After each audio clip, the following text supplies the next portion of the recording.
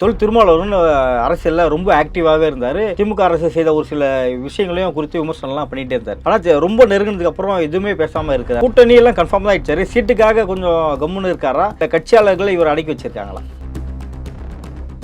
தாவேக்காவு பாஜக பக்கம் போகுதோ என்கிற சந்தேகத்தை கூட மறைமுகமாக இது உணர்த்து. விடுதலை சிறுத்தைகளுக்கும் அது தெரிஞ்சிருக்கும். தாவேக்கா நாளைக்கு பிஜேபியோட போனாலும் போயிடும், ஒன்றும் சொல்ல முடியாது, ரிஸ்க் எடுக்க வேணாம், இவங்களுடைய இருக்கலாம், திமுகவோட இருக்கலாம்ன்ற எண்ணத்தில்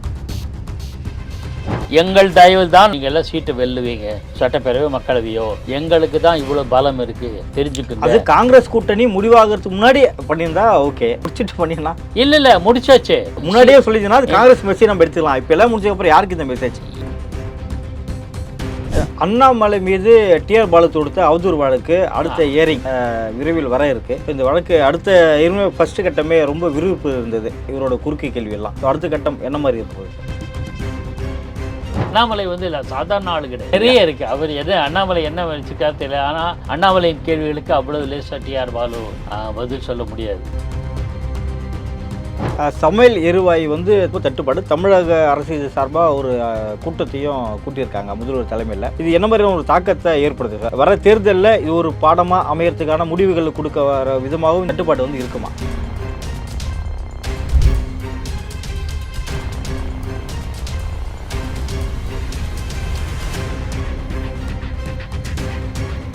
ரியல் ஒன் நேயர்களுக்கு வணக்கம். இன்று நம்முடன் இணைகிறார் பத்திரிகையாளர் திரு பா கி அவர்கள். வணக்கம் சார். வணக்காரி. திமுகவின் திருச்சி மாநாட்டில் அனைத்து கட்சி தலைவர்களும், அதாவது கூட்டணி கட்சி தலைவர்களும் பங்கேற்பதாக தான் தகவல்லாம் வெளியாச்சு. அப்புறம் பார்த்தீங்கன்னா திடீர்னு திமுக நிர்வாகிகள் சந்திப்பு கூட்டமாக தான் நடந்திருக்கு. இந்த மாற்றத்துக்கான காரணம் என்னவா இருக்குது? மற்ற கட்சிகளுக்கு மெசேஜ் இது. நான் முதல்ல ஆனால் திமுக மாநாடு தான் அவங்க டார்கெட் வச்சுருந்தாங்க. லாஸ்ட் 2-3 நாள் முன்னாடி அனைத்து கட்சி கூட்டணி தலைவரும் கலந்துக்க வாய்ப்பு இருக்கலான்ற மாதிரி அந்த மாதிரி கருத்தை ஃப்ளோட் பண்ணுவாங்க சார். அப்படி ஒரு ஒப்பீனியன் நியூஸ் அப்படி ஃப்ளோட் பண்ணிட்டு அப்புறம் முழுக்க இவங்களே நடத்துவாங்க. கூட்டணி கட்சிகளே எங்கள் தயவில் தான் நீங்கள் எல்லாம் சீட்டு வெல்லுவீங்க, சட்டப்பேரவை மக்களவையோ, எங்களுக்கு தான் இவ்வளோ பலம் இருக்குது தெரிஞ்சுக்குங்க. அது காங்கிரஸ் கூட்டணி முடிவாகிறதுக்கு முன்னாடி பண்ணியிருந்தா ஓகே, முடிச்சுட்டு பண்ணிடலாம். இல்லை முடிச்சாச்சு. முன்னாடியே சொல்லிச்சுன்னா அது காங்கிரஸ் மெசேஜ் நம்ம எடுத்துக்கலாம். இப்போ எல்லாம் முடிச்சதுக்கப்புறம் யாருக்கு இந்த மெசேஜ்? இது அதுக்கு இல்லை, இது நாங்கள் வேலை செஞ்சால் தான் நீங்கள் ஜெயிக்கணும் என்பது உள்பட பல மெசேஜ். இன்னும் காங்கிரஸுக்கு மட்டும்தானே மேஜர் பார்ட்டியோட டீல் முடிஞ்சிருக்கு, மற்ற பார்ட்டி இன்னும் இருக்குல்ல. சிபிஐலாம் குறைக்க போகிறாங்க, சிபிஎம் குறைக்க போகிறாங்கன்னு பேசி அடிப்படுது. அதெல்லாம் கேள்விகிறது. விசிகேவே அதிருப்தியில் இருப்பதாக சொல்கிறது தெரியல நமக்கு. எல்லாம் ஊடக செய்திகள் தான். ஆனால் எதுவாக இருந்தாலும் திமுக தான் மாஸ், நாங்கள் தான் கெத்து அப்படின்னு சொல்கிறதுக்காக தான் இந்த மாநாட்டை நடத்தியிருக்காங்க. திமுக கூட்டணியில் இதுக்கு முன்னாடி பார்த்தீங்கன்னா தேர்தலுக்கு ஒரு 4 மாதங்களுக்கு முன்னாடி வரைக்கும், அதாவது ஆகஸ்ட்டுக்கு முன்னாடி கூட வச்சுக்கலாம், ஆகஸ்ட்லேருந்து வச்சுக்கலாம், திருமாவளவன் அரசியலில் ரொம்ப ஆக்டிவாகவே இருந்தார். திமுக அரசு செய்த ஒரு சில விஷயங்களையும் குறித்து விமர்சனம்லாம் பண்ணிகிட்டே இருந்தார். ஆனால் ரொம்ப நெருங்கினதுக்கு அப்புறம் எதுவுமே பேசாமல் இருக்கிறார், அடங்கி தான் போயிட்டு இருக்கார். இப்போ ஈவன் சீட்டு கூட ஆட்சியில் பங்குங்கிறது எங்கள் ஆரம்ப காலத்து கொள்கைன்னு சொன்னார். கூடுதல் இடங்கள் கேட்போம்னு சொன்னார். இல்லை ராஜ்யசபா இல்லை கூட்டணி எல்லாம் கன்ஃபார்ம் தான் ஆயிடுச்சாரு. சீட்டுக்காக கொஞ்சம் கம்முன்னு இருக்காரா, இல்லை கட்சியாளர்களை இவர் அடக்கி வச்சிருக்காங்களா? இல்லை அவர் இப்போ எதுக்கு உரசிக்க வேண்டாம். ஏன்னா இப்போ எதிர்கட்சிகள் சாலிடாக சேர்ந்துட்டாங்கன்னா நமக்கும் பாதிக்கப்படும். அதனால தான் நாங்கள் மாநிலங்களவை சீட்டை கேட்கலை அப்படின்னு சொன்னாங்க. ரவிக்குமார்னு நினைக்கிறேன், அல்லது இவரே சொன்னாரா, திருமாவளவன் சொன்னாரான்னு தெரியல. ஆக நாங்கள்லாம் ஒன்றும் கேட்கலைங்க, நீங்கள் கொடுங்கன்னு மறைமுகமாக திமுக சொல்கிறாங்க. ஆனால் வெளியில் கூடுதல் இடங்கள் கேட்பாங்கன்னு சொல்லுவாங்க.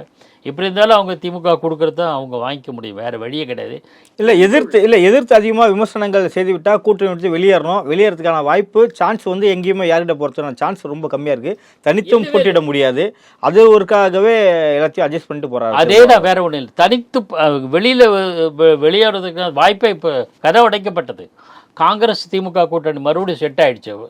எப்போ செட் ஆச்சோ அதில் அந்த வாய்ப்பு போயிடுச்சு. அதனால் இப்போ வெயிட் பண்ணுவோம். காங்கிரஸே அடங்கி போச்சு, நம்ம வெயிட் பண்ணுவோம் அப்படின்னு தான் பார்த்துட்ருக்காங்க.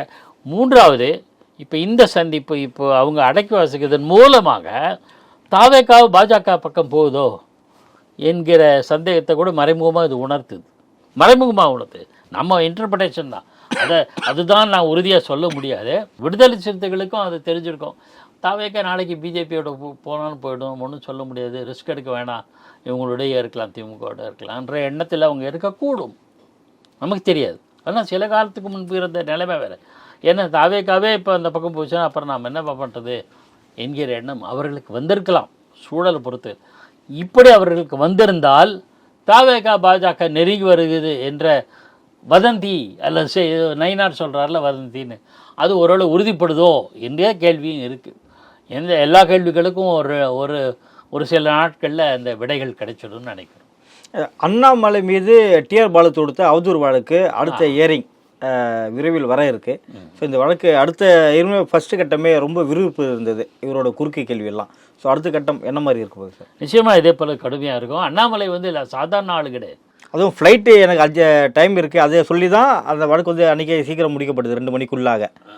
இப்போது என்ன மாதிரி விலக்கு கேட்பாரா இல்லை வந்து ஆஜரானா என்ன மாதிரி விறுவிறுப்புக்கு பஞ்சம் இல்லாமல் போகுது அது தெரியல. பட் அடுத்த இல்லை விறுவிறுப்புனா அடுத்து அவர் மூலயமா அவர் வாயாலே பார்த்தீங்கன்னா கப்பல் இருந்ததுன்னு சொல்லிட்டு கவுண்டிங் உடைச்சிட்டாரு. இப்போ அடுத்ததெல்லாம் கொண்டு வரதுக்கு வாய்ப்புலாம் இருக்கு, நிறைய இருக்குது. அவர் அண்ணாமலை என்ன வச்சுக்கா தெரியல. ஆனால் அண்ணாமலையின் கேள்விகளுக்கு அவ்வளவு லேசாக டிஆர் பாலு பதில் சொல்ல முடியாது. சொல்லுவார் தெரியாது.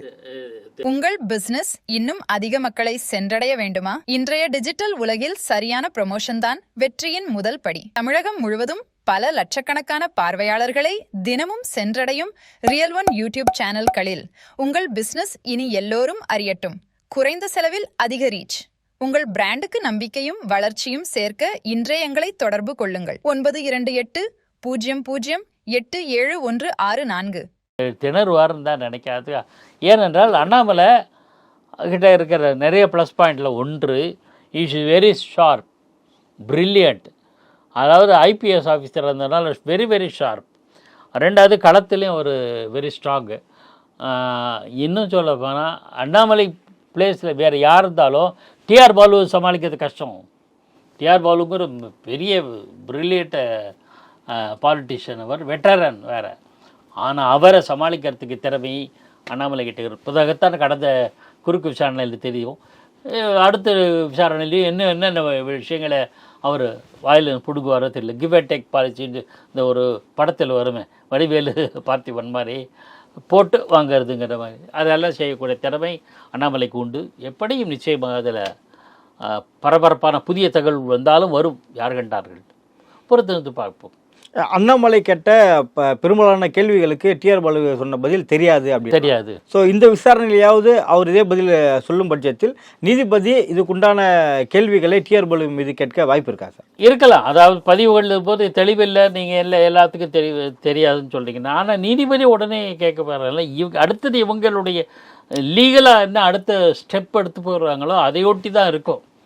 இதுக்கு இப்போ மயிலாட் பாருங்கள், இதுக்கு எதுக்கே கிளியராக சொல்லி பதிவு பண்ணி வச்சுட்டு, நாங்கள் இத்தனை கேள்வி கேட்டாலும் தெரியாது சொல்கிறது பதிய வச்சுட்டு அடுத்த காரியத்தை கிளவராக மூவ் பண்ணுவாங்க. காய் நகர்த்துகிற வித்தை அண்ணாமலைக்கு தெரியும். அண்ணாமலை தவிர வேறு யாருக்கும் தெரியுமான்னு தெரியல. ஏனென்றால் அவர் அத்தகைய புத்திசாலி. பொறுத்து இருந்து பார்க்கலாம். சமையல் எரிவாயு வந்து ரொம்ப தட்டுப்பாடு. தமிழக அரசு இது சார்பாக ஒரு கூட்டத்தையும் கூட்டியிருக்காங்க முதல்வர் தலைமையில். இது என்ன மாதிரியான ஒரு தாக்கத்தை ஏற்படுது சார்? வர தேர்தலில் இது ஒரு பாடமாக அமையறதுக்கான முடிவுகள் கொடுக்க வர விதமாகவும் தட்டுப்பாடு வந்து இருக்குமா? அது சமையல் எரிவாயு தட்டுப்பாடு பிரச்சனை, பெட்ரோலியம் பொருட்கள் தட்டுப்பாடு, அதாவது பெட்ரோல் டீசல் அதனுடைய தட்டுப்பாடு எல்லாம் உலகளாவிய பிரச்சனையை தான் நான் பார்க்குறேன். உலகத்தில் அங்கே ஈரான், இஸ்ரேல், அமெரிக்கானுடைய தேவையற்ற விதண்டாவாத போர்னால் உலக மக்கள் அதிவிரைவே பாதிக்கப்படுகிறார்கள். இது வந்து யூனிஃபார்மாக எல்லா நாடுகளும் பாதிக்கப்படுறதுனால இந்தியாவும் பாதிக்கப்படும். அது இயல்பு தான். அது ஒன்றும் பெரிய தவறு இந்தியா மேலே தவறு கிடையாது. அதே மாதிரி மாநில அரசு மேலே அது கேஸ் தட்டுப்பாடு வந்தால் பிரச்சனைன்னு அவங்க மாநில அரசு சொல்ல முடியாது. ஆனால் தேர்தலில் எப்படி எதிரொலிக்கும்னு பொறுத்திருந்து பார்க்கலாம். அப்போ கர்நாடகத்தில் வந்து ஓட்டல்கள்லாம் கூட மூடிட்டாங்கன்னு ஏதோ ஒரு தகவல் வருது. ஆனால் அதை எப்படி சமாளிக்க போகிறாங்க? ஆனால் ஒரு பக்கம் மத்திய அரசாங்கமும் சரி போதுமான அளவு இருக்குது, எரிபொருள்கள் கைவசம் இருக்குது அப்படின்னு. ஆனால் தமிழ்நாட்டை பொறுத்த வரைக்கும் என்ன சொல்லியிருக்காங்கன்னா 20 நாட்களுக்கு உண்டான சமையல் எரிவாயு இருக்குது. ஹோட்டலுக்கு உண்டான கமர்ஷியல் கேஸ் தான் இங்கே கொஞ்சம் கண்ட்ரோலில் இல்லை அப்படின்ற மாதிரி சொல்லியிருக்காங்க. அது வந்து தான் கொஞ்சம் கம்மியாக இருக்குன்ற மாதிரி சொல்லியிருக்காங்க. ஆமாம், இருக்கு. அது மாதிரி இது இயல்பான தட்டுப்பாடு தான். எனக்கு முற்றுப்புள்ளி எப்படியும் உலக நாடுகள் சேர்ந்து எடுக்கிற நடவடிக்கைனால ஈரான், இஸ்ரேல் போர், அமெரிக்காவோட போரெல்லாம் நின்றால் அடுத்த கட்டம் இது மீண்டும் பழைய நிலை திரும்புறதுக்கு வாய்ப்பு இருக்குது.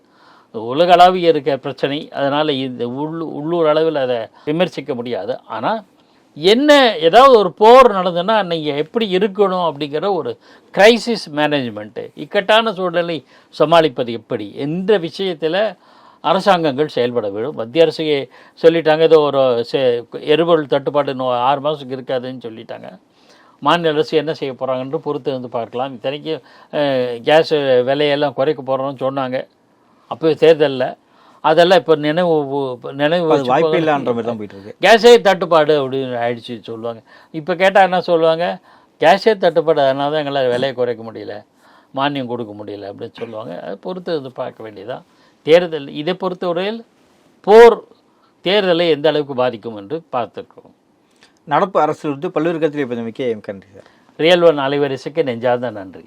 உங்கள் பிசினஸ் இன்னும் அதிக மக்களை சென்றடைய வேண்டுமா? இன்றைய டிஜிட்டல் உலகில் சரியான ப்ரமோஷன் தான் வெற்றியின் முதல் படி. தமிழகம் முழுவதும் பல லட்சக்கணக்கான பார்வையாளர்களை தினமும் சென்றடையும் ரியல் ஒன் யூடியூப் சேனல்களில் உங்கள் பிசினஸ் இனி எல்லோரும் அறியட்டும்.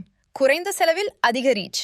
உங்கள் பிராண்டுக்கு நம்பிக்கையும் வளர்ச்சியும் சேர்க்க இன்றைய எங்களை தொடர்பு கொள்ளுங்கள். 9280087164.